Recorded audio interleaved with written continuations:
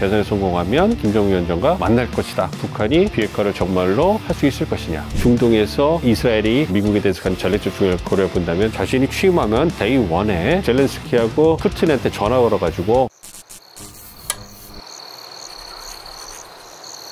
안녕하세요. 저는 국립외교원에서 미국을 담당하고 있는 민정훈 교수입니다. 반갑습니다. 많은 관심이 북한과의 관계에 집중이 되고 있죠. 특히 트럼프 전 대통령이 재선에 성공하면 북미 관계가 개선될 것이냐. 그렇다면 해리스가 당선되면 북미 관계는 어떻게 되는 것이냐. 우선 트럼프 전 대통령부터 말씀을 드리면 이번 재선 캠페인 기간 동안에 김정은 얘기 여러 번 했잖아요. 김정은 위원장과의 관계가 좋다. 시진핑 중국 국가주석과도 잘 지낸다. 푸틴과도 잘 지낸다. 이렇게 얘기하면서 자신이 굉장히 외교적으로 뛰어난 사람이기 때문에 독재자들과 잘 지낸다. 자기는 바이든과 다르다. 이런 부분을 강조하는 부분이거든요. 트럼프 전 대통령 입장은 뭐냐면 그러한 독재자라고 하더라도 바이든처럼 아예 무시하고 안 만나는 게 아니라 자기가 연락을 하고 소통을 하고 만나면서 그분들을 관리하겠다라는 거예요. 그게 자기가 생각하는 적절한 외교적 방법이라고 얘기를 하는 거예요. 그래서 김정은 위원장도 자신이 재선에 성공하면 지금까지 관계도 좋았고 이제 자기를 만나기를 기다리고 있을 거고 하기 때문에 재선에 성공하면 김정은 위원장과 만날 것이다. 뭐 이러한 뉘앙스를 풍기는 거죠. 그리고 측근 참모들도 트럼프 전 대통령이 재선되면 북한과의 정상회교를 재활성화할 거다. 이런 얘기를 하는 거거든요. 그러니까 트럼프 행정부 때 트럼프하고 김정은이 3번 만났어요. 그래서 2번 정상회담을 하고 한 번은 판문점에서 회동을 했기 때문에 그만큼 미국 현직 대통령이 북한의 지도자를 만난 것은 정말 처음이거든요. 초유의 사태였거든요. 그러니까 나름대로 그 부분에 대해서는 트럼프 대통령이 공로를 인정받아야 된다. 이렇게 생각하는 분들이 많이 있습니다. 그렇기 때문에 재선에 성공하면 트럼프 전 대통령은 정상회교를 다시 시작할 거라고 생각을 하고 있습니다. 그래서 서로 친서를 주고받으면서 이제 만나자 이런 분위기를 띄울 것이고 그러다가 하다 보면은 교착 상태에 있던 북미 관계가 이제 꿈틀거리기 시작하면서 많은 변화가 생길 수 있겠죠. 물론 북한이 지금 보여주고 있는 핵 능력의 수준을 봤을 때 비핵화를 선택할 거다 이렇게 생각하기는 쉽지는 않아요. 그럼에도 불구하고 북한이 장기적으로 살아남기 위해서는 미국과의 관계 개선을 통해서 국제 경제 시스템에 들어와야 되거든요. 그걸 위해서는 가장 중요한 카드는 비핵화거든요. 그런 부분에 대해서 선택할 여지는 남아있긴 합니다만 어쨌든 트럼프가 재선되면 정상회의를 통해 가지고 두 정상이 만날 거예요. 그러면서 비핵화에 대해서 논의를 할 건데 그거에 대해서는 여전히 열렸습니다. 왜냐면 말씀드린 것처럼 미국이 상한을 조치준다면 북한이 비핵화를 정말로 할 수 있을 것이냐. 이 부분에 대해서 여전히 의심이 많고 워싱턴 전문가들은 북한의 비핵화를 굉장히 부정적으로 보기 때문에 쉽지는 않을 거라고 생각합니다. 그럼에도 불구하고 정상회의를 통해 가지고 두 정상이 만나면서 북한과 미국 간의 변화가 일어나는 모습은 보여줄 가능성이 크기 때문에 비핵화 가능성과는 별개로 현재의 북미 간의 교착 상태는 해소될 가능성이 크다. 이렇게 말씀을 드릴 수가 있겠고요. 반면에 해리스 부통령이 당선이 되면 현재의 바이든 행정부의 전략적 인내 기조가 유지될 것 같아요. 물론 북한이 먼저 선제적으로 나서 내가 비핵화를 하겠습니다. 이렇게 얘기를 한다면 상황이 달라질 수 있지만 북한이 그렇게 할 이유가 없겠죠. 미국도 사실 바이든 행정부가 지역에서 가장 중요하게 생각하는 중국의 부상을 견제하기 위해서 영내 핵심 동맹인 한국이나 일본 같은 국가들과 협력을 증대해 나가고 있거든요. 북한 문제도 그 부분에 있어서 적용이 되는 거예요. 그러니까 한미 관계는 더 이상 좋을 수가 없죠. 왜냐하면 중국의 부상을 견제하기 위해서 한국과 협력을 강화하니까 한미 동맹을 토대로 해서 한미 관계는 계속 좋아지고 있는 거고 반면에 북미 관계는 좋을 이유가 없는 거죠. 왜냐하면 북한은 중국 견제라는 지역 정책의 목표와 부합하지도 않고 말도 잘 안 듣기 때문에 대화할 때마다 맨날 곤욕을 겪었던 게 미국 정부이기 때문에 손뜻 나서기도 어려운 상황이잖아요. 그렇기 때문에 북한 문제는 관리하는 데 방점을 찍고 그렇다면 어떻게 관리하느냐? 지역 정책의 틀 안에서 관리하는 거죠. 잘 생각해 보시면 바이든 행정부 4년 동안에 북한의 핵 미사일 도발에 대응하기 위해서 어떻게 한다? 한국과 일본과 긴밀하게 협력한다. 그리고 미국의 오랜 수건이었던 한미일 협력을 제도화하는 캠프 데이비드 정상회의도 작년에 했잖아요. 그것의 가장 중요한 명분이 북한의 도발에 대응하는 것이었거든요. 해리스 행정부도 그런 기조를 이어받아가지고 전략적 인내 3.0, 즉 북한이 선제적으로 비핵화에서 전향적인 모습을 보여주지 않는 한 대북 제재를 유지하고 한국과 일본과 협력을 강화하고 그리고 조건 없이 대화하자 이런 메시지만 내면서 관리하는데 방점을 찍을 거라 생각하고 특히 해리스는 바이든보다 인권 문제에 대해서 보다 굉장히 강경한 입장을 갖고 있기 때문에 북한의 인권 상황이 굉장히 참담하잖아요. 그러니까 북한의 인권을 딱 걸고 넘어지면 북한과 대화하기는 어려운 거예요. 그렇기 때문에 북미 간의 관계가 개선될 가능성은 보다 더 희박해질 것이다. 이렇게 생각하고 있습니다.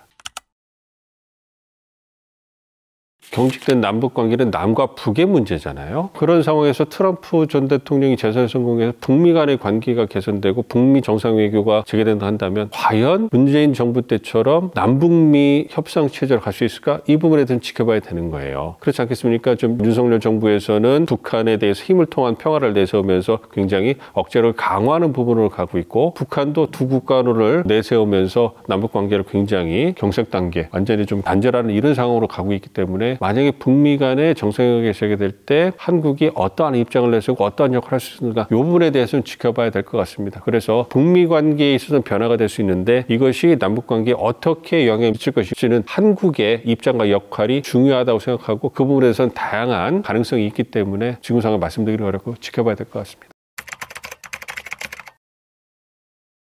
기본적으로 해리스 행정부가 들었으면 이건 바이든 행정부 2가 될 거예요. 그러니까 바이든 행정부의 대외정책 기조를 승계를 할 거기 때문에 우크라이나 문제에 있어서도 전폭적인 지원을 계속해 나갈 거고, 트럼프 전 대통령은 미국 우선 대외정책 2.0이 될 테니까 세계 경제를 노릇 안 하겠다, 미국이 이익이 되는 부분에 대해서만 개입을 하겠다, 전쟁은 돈이 많이 들어가니까 최대한 피하겠다, 이런 입장을 갖고 있거든요. 그런 부분이 이제 지속이 될 거예요. 그러면 해리스 후보가 당선이 되게 되면 우크라이나 러시아 전쟁에 있어서는 우크라이나는 한숨을 돌리게 되는 거죠. 왜냐하면 바이든 행정부처럼 전폭적으로 우크라이나를 지원하고 러시아를 갖다가 전범 취급하면서 국제사회에서 제재를 강화하고 나토 동맹들을 지키기 위해서 노력할 거란 말이에요. 물론 미국 내 경제 상황, 그리고 연방의회 선거에서 연방 상원이 어떻게 구성되느냐, 해리스 행정부가 원하는 재정 지원, 우크라이나 군사 지원하려면 돈이 필요하잖아요. 그거를 의회에서 승인을 해줘야 된단 말이에요. 안 하면 무기를 보낼 수가 없습니다. 만약에 민주당이 상하원을 다 이겨가지고 해리스 행정부, 민주당 상원, 민주당 하원이 되는 단점 정부, 유니파이드 가버먼트가 만들어진다면 그게 가능하지만, 만약에 영문 상원이나 하원을 공화당이 장악하게 된다면 해리스 행정부가 원하는 만큼 군사 지원을 할 수 있을까? 현재 바이든 행정부 말에 공화당 하원에서 반대를 하면서 군사 지원을 거의 못하고 있어요. 그런 부분이 있거든요. 그리고 미국의 경제사가 녹록하지 않기 때문에 우크라이나의 지원은 표명을 할 거지만, 그럼에도 실질적인 군사 지원은 바이든 행정부만은 못할 것이다. 그 얘기는 뭐냐면 해리스가 당선되면 우크라이나를 지지한다, 이래서 우크라이나가 계속 전쟁을 할 명분은 생기지만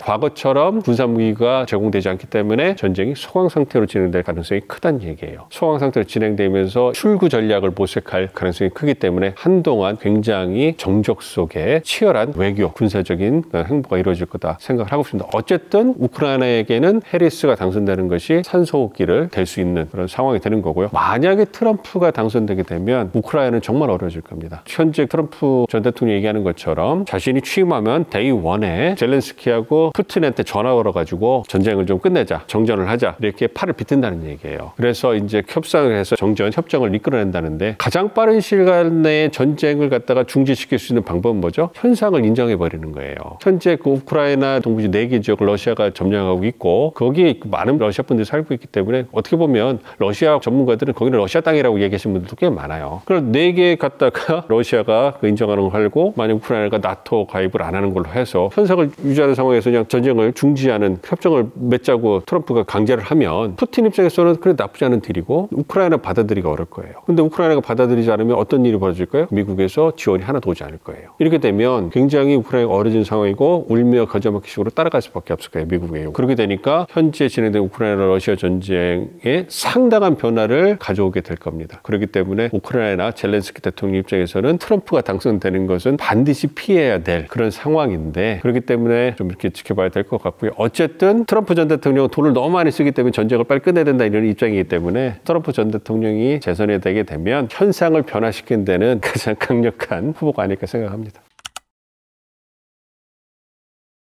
영어로 하면 블러핑이고요. 한국말로 하면 농이죠. 푸틴 대통령은 트럼프 전 대통령을 지지를 해요. 2012년에 지지를 했고, 왜냐하면 미국 민주당 사람들이 러시아를 정말로 미워해요. 정말 싫어합니다. 그러니까 옛날에 힐러리 클린턴이라든지 조 바이든이라든지 이런 분들, 민주당의 오래된 정치인들이 러시아에 대한 반감이 굉장히 커요. 21세기 들어서 미국의 주적이 중국이 됐지만 생각해 보세요. 2차 세계대전이 끝나고서 미국이 강대국으로 부상했잖아요. 그러고 나서 뭘 했냐면 소련을 중심으로 한 공산주의 세력의 팽창을 막기 위해서 냉전을 시작했단 말이에요. 그렇기 때문에 1990년 무렵에 이제 소련이 멸망할 때까지 미국의 주적은 중국이 아니라 러시아였어요. 중국을 갖다가 부상을 허용하게 해준 것도 과거에 소련을 견제하기 위해서 어떻게 보면 EJ를 한 거예요. 그러니까 여전히 미국의 기존의 워싱턴의 정치인들에게는 미국에게 가장 해로운 주적이 누구냐? 그거는 러시아예요. 푸틴 대통령이 그런 걸 모를 리가 없잖아요. 그렇기 때문에 2016년에도 트럼프 당선되는 걸 도와줬고 민주당에서 민감한 그 이메일 막 폭로하고 이러면서 힐러리 클린턴 선거운동을 방해하고 이번에도 막 그런 모습을 보여주고 있단 말이에요. 해리스 후보에 대한 가짜뉴스를 막 유포하고 있다. 이런 부분에 대해 얘기가 나오고 러시아 또 뭐 이란 이런 쪽에서 나오는 건데 좀 통제하기 어렵다. 이런 얘기가 나오고 있거든요. 그러니까 푸틴 대통령은 트럼프 후보에게 몰빵을 하고 있는 상황이고요. 생각해 보세요. 푸틴 대통령은 어쨌든 간에 가장 중요한 현안이 뭡니까? 우크라이나 전쟁을 자신이 원하는 방향으로 끝나는 거예요. 그거를 맡고 있는 가장 중요한 행위자가 누구예요? 미국이란 말이에요. 미국의 수장이 바뀌어가지고 자신 원하는 방향으로 움직일 수 있는 공간을 만들어준다면 그건 더 이상 좋을 수가 없는 거죠. 그게 트럼프란 말이에요. 그래서 트럼프가 돼서 만약에 우크라이나 전쟁을 자신이 원하는 방향으로 단기간에 끝낼 수가 있다면 이러면 이건 한반도에도 영향을 미칠 수가 있어요. 왜냐하면 러시아가 우크라이나 전쟁을 하는 데 있어서 포탄이나 탄약이 부족하잖아요. 장기간으로 전쟁을 하다 보니까. 그러니까 국내에서 생산하는 탄약이 수요를 따라갈 수 없으니까 이제 그 세계 자기 우방으로부터 받는 거예요. 그 중심에 북한이 서 있단 말이에요. 북한이 어떤 탄약, 그다음에 탄도미사일 같은 거를 갖다가 수천 개의 컨테이너를 갖다가 러시아에 보내줬단 말이에요. 그러면서 이제 러시아라든지 벨라루스에서 이제 포탄을 생산하면서 처음에 단기적 어려움을 갖다 북한산 포탄이나 탄약이 메워주고 있는 거라. 그러니까 북러 간의 어떤 군사 협력이 이렇게 끈끈해질 수밖에 없는 건데 러시아 입장에서는 북한을 단기적으로 우크라이나 전쟁 때문에 활용하는 거고 그런 협력이 강해진 건데 그렇다고 해서 러시아가 북한을 계속 장기적으로 쓸 거냐? 그건 아니거든요. 한국과의 관계가 더 중요해요. 러시아한테는. 그렇기 때문에 만약에 우크라이나 전쟁이 단기간에 끝나면 북한이 러시아의 탄약 공급처 역할을 하는 것도 그 중요성이 감소되겠죠. 그러면 북한이 러시아를 뒷배로 해서 자력계 행생하고 살아나갈 수 있는 동력이 떨어질 거란 말이에요.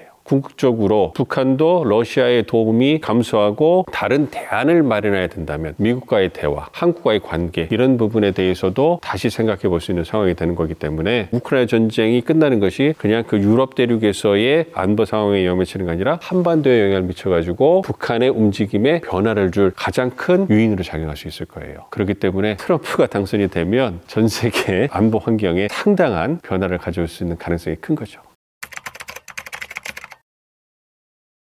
이스라엘에 대한 그 미국의 지지는 초당적이에요. 트럼프가 되든 해리스가 되든 이스라엘에 대한 지지는 변함이 없을 거예요. 해리스 후보 같은 경우에는 이스라엘이 하마스의 공격이라든지 헤즈볼라의 공격으로부터 방어를 할 수 있는 군사적 권리를 갖고 있다고 명확하게 지지를 해요. 그럼에도 불구하고 이제 가자 지구에서 살고 있는 팔레스타인들이 너무 인권이라든지 상황에 참혹하니까 빨리 그분들의 상황도 고려해 줘야 된다. 인권이라든지 여러 가지 안전도 보장해 줘야 된다. 그래서 빨리 전쟁을 끝내야 된다. 이런 얘기를 하거든요. 트럼프는 그렇게 얘기는 안 해요. 이스라엘을 지지해줘야 된다. 바이든 행정부가 무능하기 때문에 전쟁이 좀 벌어져서 고생을 하고 있는 것이다. 자신이 당선되면 전쟁을 끝나겠다. 가자 지구 팔레스타인의 인권 이런 얘기는 하지 않아요. 그러나 여전히 이스라엘을 지지한다는 건 분명히 하고 있고 전쟁을 별로 좋아하지 않으니까 빨리 끝내야 된다. 이런 입장을 보이고 있습니다. 그렇기 때문에 해리스가 당선되든 트럼프가 당선되든 이스라엘을 전폭적으로 지지하는 미국의 입장은 변하지 않을 거예요. 그렇지만 해결법에 있어서는 아무래도 해리스라든지 민주당은 두 국가 해법이라는 거죠. 이스라엘과 팔레스타인이 서로